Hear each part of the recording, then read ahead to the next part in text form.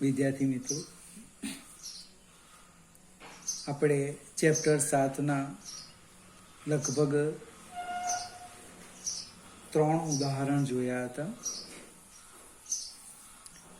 દ્રવ્યમાન કેન્દ્ર પર આધારિત એક એક્ઝામ્પલ સદિશ અને અદિશ ગુણાકારનો છે. એક જ એક્ઝામ્પલ આપેલો છે, પણ એને તમારે પ્રેક્ટિસ કરવાની છે. સદિશ એ આપ્યો છે 3i minus 4j plus 5k અને સદિશ બી આપ્યો છે minus twice i plus j minus 3k. આ કંઈક 3 કે 2 માર્કમાં પૂછવાના નથી, 1 માર્કનો ઓબ્જેક્ટિવ, અને પૂછે કે ન પૂછે એમાં આપણને ઇન્ટરેસ્ટ નથી. પણ સદિશ ભૌતિક રાશિ આવે એટલે દિશા શોધવાનો પ્રશ્ન આવે ત્યારે મિત્ર આની જરૂર પડવાની છે. એટલે અહીંયા આપણે અદિશ અને સદિશ બંને જ ગુણાકાર શોધવાના છે. હું અદિશની વાત કરું તો આમ લખીએ સદિશ એ ડોટ સદિશ બી અદિશ ગુણાકાર. તો એ કેવી રીતે લખાય યાદ આવતું હોય તો ax bx plus ay by plus az bz. હવે ax એટલે i નો સહગુણક, x એટલે i નો, y એટલે j નો અને z એટલે k નો, એમ યાદ રાખવાનું. તો ax અહીંયા કેટલા થવાના? 3. જો 3 ગુણ્યા -2, જ્યાં ઋણ આવે ત્યાં કાઉન્સમાં લખવું પડશે, વત્તા ay -4 1 વત્તા 5 ગુણ્યા -3. પછી એકવાર સમજાવું. ax 3 bx -2 ay -4 az 1 sorry by આપણે બી છે ને by 1 az 5 bz -3 કિંમત મૂકી દીધી આમાં.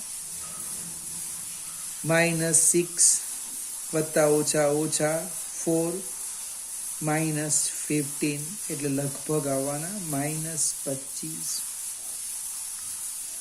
અદિશ ગુણાકાર આવ્યો. અદિશ ગુણાકાર i ડોટ i 1 થાય, j ડોટ j 1 થાય, k ડોટ k 1 થાય, એટલે 3 દુ 6 જો -6 -4 -15 ડાયરેક્ટ લખાય. તો પ્રેક્ટિસ માટે શરૂઆતમાં લખ્યું, પછી તમારે સીધું જ લખવાનું.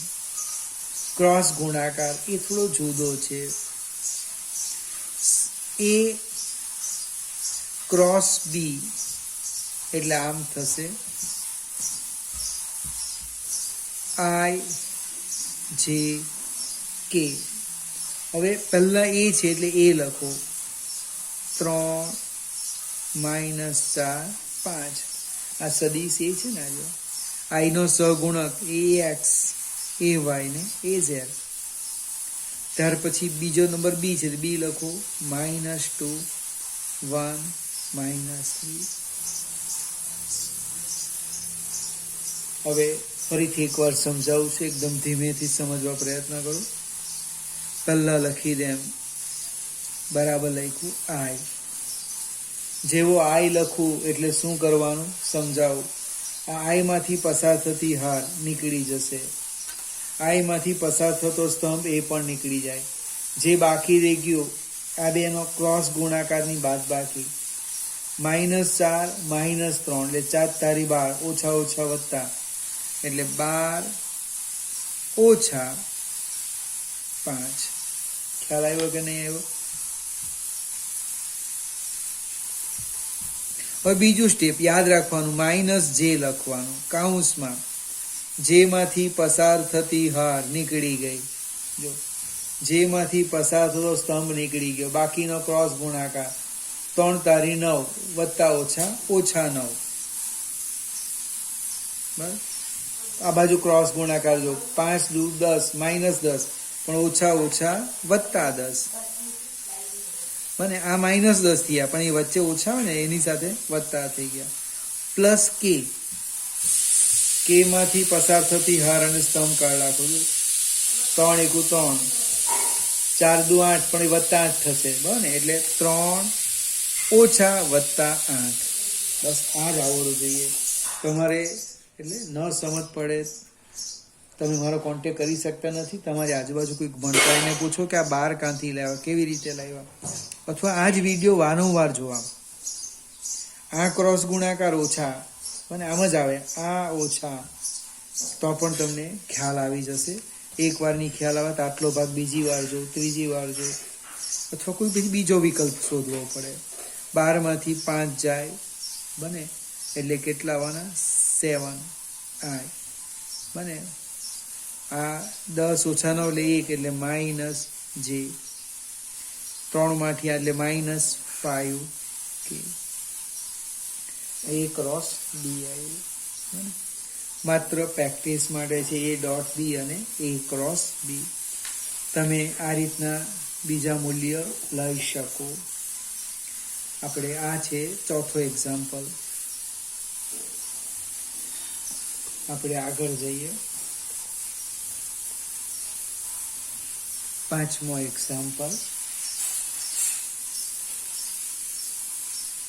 ઉગમ બિંદુને અનુલક્ષીને બળ આપેલું છે F.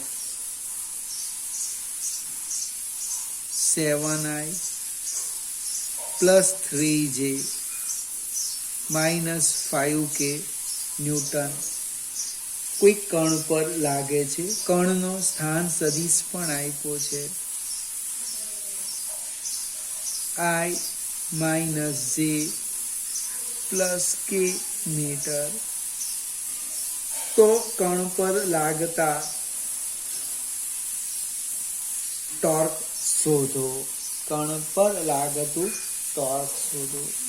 હવે ભાઈ ટોર્કનું સૂત્ર આવડવું જોઈએ. તો કે τ = R ક્રોસ F. જસ્ટ હમણે જ જોઈ ગયા, નિશ્ચાયક. આ રીતના I-J-K, પહેલી હાર ફિક્સ, I-J-K. બીજી R એટલે I નો સહગુણક 1, J નો સહગુણક -1, 1. ત્રીજું હાર F, 7, 3, -5. 7, 3, -5. ચલો ફરીથી મિત્ર પ્રેક્ટિસ થઈ જવાની. I લખું છું, I એટલે I માંથી પસાર થતી હાર આ નીકળી ગઈ, આ સ્તંભ નીકળી ગયો. આ બેનો ક્રોસ ગુણાકાર ઓછા ઓછા વત્તા 5 ઓછા આ બેનો ક્રોસ ગુણાકાર ઓછા J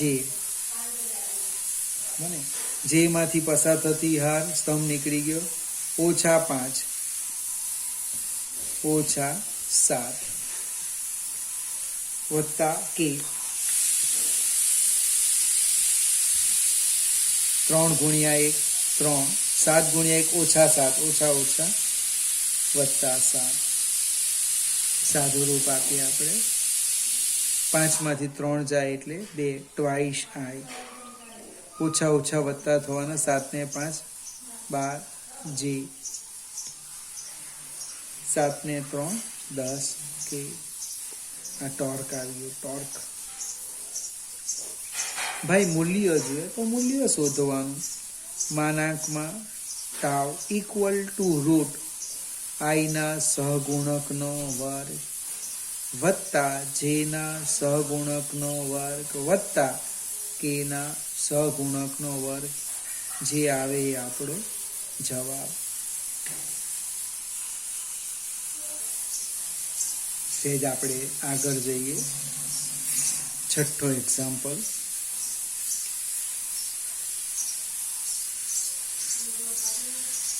દર્શાવો કે કોઈ એક બિંદુની સાપેક્ષે અચળ વેગથી ગતિ કરતા કોઈ એક કણનું કોણીય વેગમાન સમગ્ર ગતિ દરમિયાન અચળ રહે છે.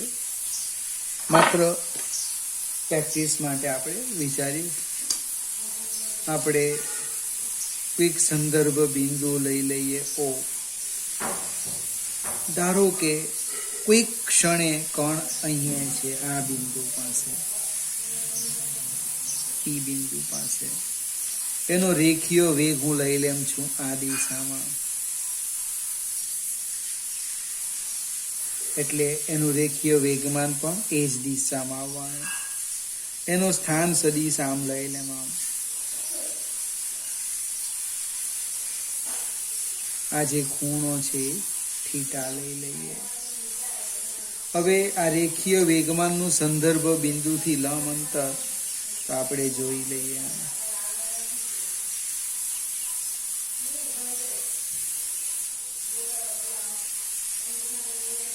આ થશે, આ એનું લંબ અંતર થયું. જો આ થીટા હોય તો આ શું થાય? થીટા થવાનું. આ આપણો સ્થાન સદિશ છે. હવે આ થીટા લઈએ, આ 90 એટલે કર્ણ બની ગયો, આ સામેની બાજુ એટલે એનો ઘટક બનવાનો r sin થીટા. હવે વેગ અચળ છે એટલે દિશા આ જ રહેવાની. બરાબર, જો દિશા આ રહી તો r sin થીટા પણ અચળ આવશે. કેવી રીતના તે જોઈએ. આપણે પહેલા તો કોણીય વેગમાન લખું છું અહીંયા. કોણીય વેગમાન L = r ક્રોસ p. આ બિંદુનું નામ છે કે p, વેગમાન નથી, એટલે r p sin થીટા, એટલે r sin theta into mv. હવે વેગ અચળ છે એટલે આ અચળ m પણ અચળ. આ બાજુ જેમ જેમ કણ ગતિ કરશે તેમ સ્થાન સદિશ વધશે, પણ એની સામે થીટા ઘટશે એટલે સાઈન થીટા ઘટે અને r વધે. એટલે આપણો જે પ્રશ્ન છે કે કોઈ એક બિંદુની સાપેક્ષે અચળ વેગથી ગતિ કરતા કોઈ એક કણનું કોણીય વેગમાન સમય સાથે કેવું રહી? અચળ. કારણ કે આ ભાગ અચળ છે.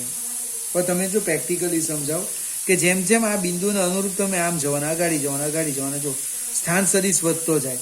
બને આપણે લીટી આ જ પકડી રાખો. આ બિંદુ લેવ, આ લેવ, આ લેવ, આ લેવ, આ બધા બિંદુ લેવ, અલગ અલગ લેવ.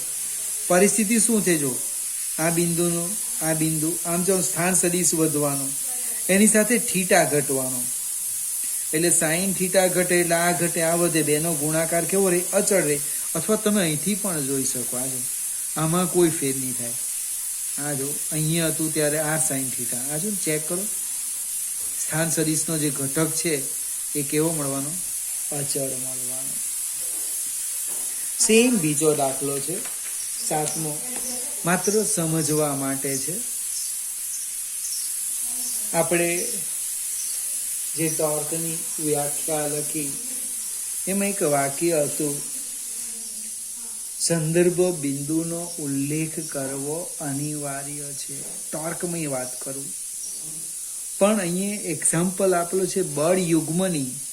મને 2 બળો લાગતા હોય ને એની વાત કરીએ.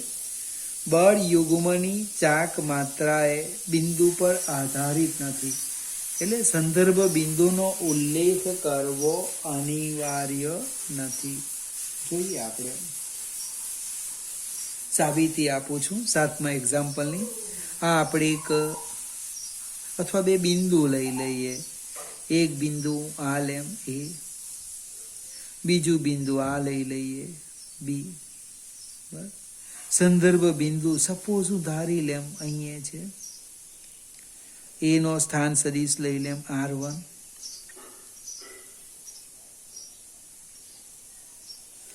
B નો સ્થાન સદિશ લઈ લેમ r2. બળની વાત કરીએ બને તો ભાઈ આના પર આ દિશામાં બળ લાગે F2 બરાબર F. આના પર એને સમાંતર બળ યુગ્મ છે ને એટલે આમ લેવાના. બળ લાગે F1 બરાબર -F. આ આપણે આને R1 કીધું છે, આને R2 કીધું છે. AB શું છે? 2 બળો વચ્ચેનું લંબ અંતર છે. એ બી એ બે બળો વચ્ચેનું અંતર છે. આ સંદર્ભ બિંદુ છે. જો ભાઈ આ બંને બળો સમાન મૂલ્યના પરસ્પર વિરુદ્ધ દિશાના એક રેખામાં નહીં મળે એટલે બળ યુગ્મની રચના કરે. તો હું લખું છું બળ યુગ્મ tau is equal to tau one plus tau two. Tau one એટલે R1 cross minus F1, sorry ખાલી F1 લખવું મને, પ્લસ R2 ક્રોસ F2. મૂલ્ય મૂકીએ. F1 નું મૂલ્ય છે માઇનસ, એટલે સીધું માઇનસ બહાર કાઢી લે. માઇનસ R1 ક્રોસ F મૂલ્ય મૂકું છું, એટલે F1 નું F minus F, R2 cross F. F બહાર કાઢી લો. હું આને આમ લખી શકું, અથવા એક સ્ટેપ વધારે R1 plus R2 cross F, અથવા આને આમ પણ લખાય R2 minus R1 cross F. વાસ્તવમાં છે ને સ્થાનાંતર સદિશ થઈ ગયું. હવે આપણે આકૃતિની વાત કરીએ. આ એ બી ને હું આમ લઈ લઉં. જો આકૃતિ પરથી લખું છું, ફિગર આકૃતિ પરથી શું લખવાના? આ R1 પ્લસ AB બરાબર R2 ત્રિકોણની રીત લીધી. પહેલો સદિશ, બીજો સદિશ, પહેલાનો પૂછ, બીજાનો શેષ. એટલે જો લખું છું સદિશ R1 પ્લસ સદિશ AB ઇક્વલ ટુ R2. તો આને આમ લખાય. આમાં મેં કંઈક નવું નથી લખ્યું, તે તમને સમજાવું. આ તો સ્થાનાંતર સદિશ જ આવી ગયો, સ્થાનમાં થતો ફેરફાર. અહીંથી અહીંયા ગયા. આ કિંમત આપણે આમાં મૂકી દઈએ. જો બળ યુગ્મ બરાબર સદિશ AB ક્રોસ સદિશ F. લગભગ મને યાદ છે, મેં શીખવેલું છે. કોઈ એક બળનું મૂલ્ય ગુણ્યા બે બળો વચ્ચેનું લંબ અંતર. હવે અહીંયા AB એ તો અચળ રહેવાનું, એટલે બળ યુગ્મ ની ચાક માત્રા એ બિંદુ પર આધારિત નથી. તમે ઓ બિંદુ આ લેવ, આ લેવ, આ લેવ, આ લેવ, આ લેવ, જે લેવું હોય તે લેવ, એના ઉપર આધારિત નથી. આગળ જઈએ. એક્ઝામ્પલ 8 એ એક અગત્યનો છે, એપ્લિકેશન છે. મેઇન આકૃતિ છે, એને સમજો તો વધારે ખ્યાલ આવશે. એક 70 સેન્ટીમીટર લાંબા અને 4 કિલોગ્રામ દળના એક ધાતુના સળિયાને બંને છેડેથી 10 સેન્ટીમીટર દૂર મૂકેલ બે છરીધાર પર ગોઠવેલ છે. એટલે આપણે એક સળિયો લઈ લઈએ 70 સેન્ટીમીટર, અને આશરે જ બતાવવાનું છે. હા, આપણે શું લીધું? એક 70 સેન્ટીમીટરનો સળિયો લીધો. હવે એના બંને છેડેથી 10 સેન્ટીમીટર અંતર, એટલે આમાં મૂકી દઈએ. એમ આવું એક ધાર પર મૂકેલા છે. અને નામ પછી આપણે આપી દઈએ. અને હું A કહી દઉં. ધારો કે A સાઈડ પર લખું છું, અને B કહી દઉં. આ જે સળિયાનું મધ્ય બિંદુ છે, અને ધારો કે અહીંયા એનું ગુરુત્વ કેન્દ્ર આવવાનું G. સળિયાનું જે વજન છે એ આમ લાગવાનું. 4 કિલોગ્રામ વજન છે ને, એટલે વજન બળ આવશે આમ W.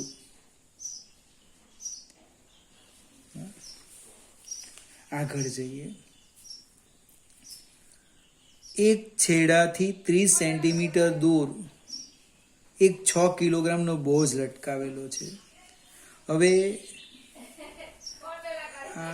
એ જી બી નામ આપણાથી અપાઈ ગયા તો કાંઈ નહીં, એ આને આપવાનું હતું, એ બી જી, અને પી ક્યુ કહી દેમ. ચાલો, પી થી આ જે અંતર આવવાનું એ 35, એટલે 30 સેન્ટીમીટર દૂર, એટલે અહીંયા આટલાકમાં લખીએ અને પી ક્યુ એ બી, આ જી સી ની લખાશે, આ બિંદુ લઈ લે, આ આરબી ની લખાય, ગોઠવીએ.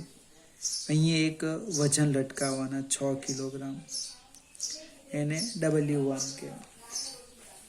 તો અહીંયા જે લંબ બળ લાગે, લંબ બળ R1 અને R2 એ આપણે શોધવાના છે. પછી મેં આકૃતિ દોરીને સંપૂર્ણ શબ્દમાં લખેલું છે, કંઈ જ નવું નથી. બને હું આ દરેક અંતર પહેલા લખી દેમ. જોજો, PQ બરાબર સમજો 70 સેન્ટીમીટર આપેલું છે. હવે PG બરાબર QG એ સરખા જ થવાના, કેટલા? 35 સેન્ટીમીટર. ગુરુત્વ કેન્દ્ર છે એક્ઝેક્ટ મધ્યમાં. પછી PA બરાબર QB એ તમને આપેલું છે 10 સેન્ટીમીટર. અહીં એક નામ રહી ગયું, R અપાઈ ગયા, C ની અપાઈ, D આપો, D. PD એ આપેલું છે 30 સેન્ટીમીટર, અને GD એ 35 ઓછા 30 બરાબર 5 સેન્ટીમીટર. આગળ જઈએ, AG બરાબર BG. જોજો, AG બરાબર BG. હવે આ 35 સેન્ટીમીટર છે, એમાંથી 10 કાઢ નાખો, 35 ઓછા 10 એટલે આવશે 25 સેન્ટીમીટર. દળ આપેલું છે M 4 કિલોગ્રામ. M1 જે બોજ લટકાવવાના એ 6 કિલોગ્રામ. આટલી માહિતી આપણે આકૃતિ પરથી લખી. આમાં નવું મેં કંઈ કીધું નથી. ફરીથી આ 70 સેન્ટીમીટર મધ્ય બિંદુ, ગુરુત્વ કેન્દ્ર, એટલે આ 35 થયું. છેડાથી 10 સેન્ટીમીટર બે છરીધાર મૂકેલા રહ્યા, એટલે આ બી 10, આ બી 10. કોઈ એક છેડાથી 30 સેન્ટીમીટર, એટલે 6 કિલોગ્રામ વજન લટકાયું. આ એટલે સળિયાનું 4 કિલોગ્રામ વજન એક્ઝેક્ટ કેન્દ્રમાં લાગવાનું.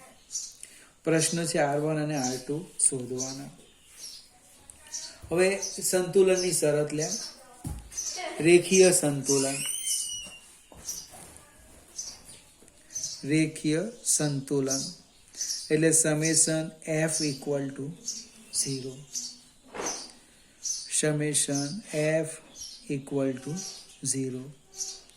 તો ઉધ્વ દિશાના પ્લસ અને અધો દિશાના માઇનસ લઈએ, એટલે ઉધ્વ દિશામાં R1 plus R2 minus W1 minus W equal to 0. એટલે R1 લખીએ, R1 પ્લસ R2 બરાબર W1 પ્લસ W, એટલે M1G plus MG. M1 plus M into G. M1 આપણી પાસે છે 6 કિલોગ્રામ વત્તા 4 ગુણ્યા 9.8. જો કેટલું સરળ થઈ ગયું. 6 વત્તા 4 10 ગુણ્યા 9.8 એટલે 98 આવી ગયા ન્યૂટન. સમીકરણ 1. R1 plus R2. હવે સેજ આગળ જઈએ. હું એની સાપેક્ષે ચાકગતિ સંતુલનમાં છે, એટલે એની સાપેક્ષે ટોર્ક શોધું. એ કેટલું થાય? 0. કોઈ પણ બિંદુ લે, A લેવ, D લેવ, G લેવ, B લેવ, પણ A અને B લેવામાં ફાયદો છે. એ જોઈએ આપણે કેવી રીતના તે સમજાવું.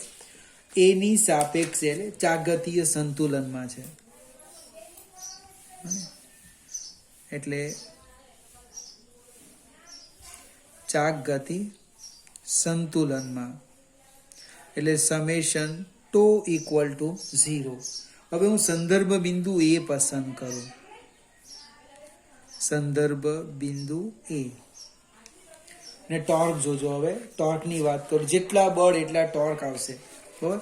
એટલે કુલ 4 બળ છે. બને ટો 1 પ્લસ ટો 2 પ્લસ ટો 3 પ્લસ ટો 4. કયા કયા 4 બળ તો જો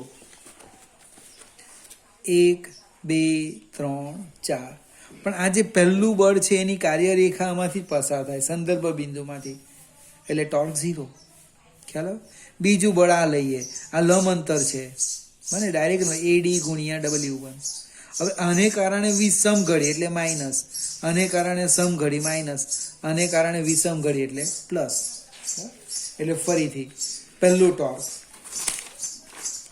જો આકૃતિ સામે પાછળ છે એટલે R1 સ્થાન સદિશ 0 પ્લસ W1 ક્રોસ AD એટલે AD ગુણ્યા W1 સાઇન થીટા બધામાં પ્લસ જ થવાના પણ માઇનસ આવશે. વિષમ ઘડી દિશામાં છે ને એટલે સીધું જ લખું. અહીંયા માઇનસ કરી દે. માઇનસ AD ગુણ્યા W1 બને. આને કારણે પણ વિષમ ઘડી દિશામાં એટલે AG ગુણ્યા W માઇનસ AG ગુણ્યા W. R2 વિષમ ઘડી પ્લસ AB ગુણ્યા R2. હવે આ તો સમજાવું. આ બધા માપ લખાય નહીં લખતે ને પછી જરૂરિયાત ના લખતે તો પણ ચાલે. એવું જરૂરી નથી કે આ બધા લખો. આને રહેવા દેવ. ચાલો આને છોડી દઉં. અહીંથી શરૂઆત કરો. બસ આવી ગયું. આ લખો. હવે જે જે જરૂરિયાત હોય તે જ માપ લખવાના. તો આ પહેલું પદ તો 0 થઈ ગયું. આ ઇક્વલ ટુ 0 લખવાનું કે સમેશન ટોર્ક 0 છે. આ પદ 0 માઇનસ AD. હવે AD કેટલા છે ચેક કરી લો. AD આ છે 35 30 30 માંથી 10 કાઢ રાખો એટલે 20. હવે AD તમે લખ્યું બી નથી જો અહીંયા છે ને એટલે આ બધું વધારેનો વર્ક થઈ ગયું. AD કેટલા થવાના 20 માઇનસ 20 ગુણ્યા M1G AG. AG આ 35 માંથી 10 કાઢો એટલે 25. આ AG 25 સેન્ટીમીટર માઇનસ 25 ગુણ્યા MG પ્લસ AB. મને કુલ 70 છે. 10 10 નીકળી ગયો એટલે 50. મને એટલે 50 R2 ઇક્વલ ટુ 0. ખ્યાલ આવે કે નહીં મિત્રો? પહેલામાં શરૂઆતમાં મેં બધું લખ્યું એ અર્થહીન વસ્તુ હતું.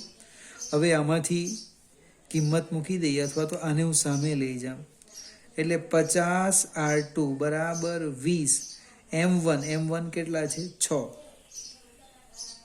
G ગુણ્યા G રવા દઈએ આપણે માઇનસ 25 ગુણ્યા 4 ગુણ્યા G. હવે 6 દુ 12 120 G માઇનસ 100 G.